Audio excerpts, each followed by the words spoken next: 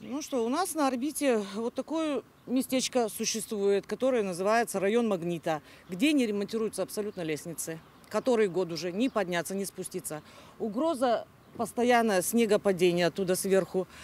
Значит, тут у нас еще присутствует подвальчик такой замечательный, где круглосуточно продаются спиртные напитки. Нарушается всяческий закон. Ну а как вот Молодежь, да, жителям, конечно, это все насаждает, мешает. Ближние дома вообще ужасно недовольны, потому что молодежь у нас, я не думаю, что только одно спиртное продается, так, наверное, и остальные собираются, ходят. Ну, тут точка, где можно взять все. Начиная от живого товара, заканчивая спиртным, все, что хотите. Наверное, скорее всего. Ну, судя по общественному мнению, насколько я знаю. Беспокойство вызывает за молодежь.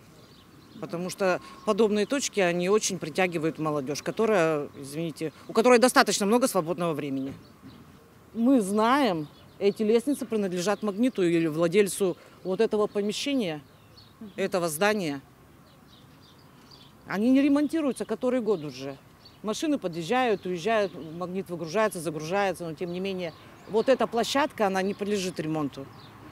Потом киоски здесь, тут постоянная грязь идет. Не пройдешь. С коляской пройти, допустим, довольно-таки тяжело.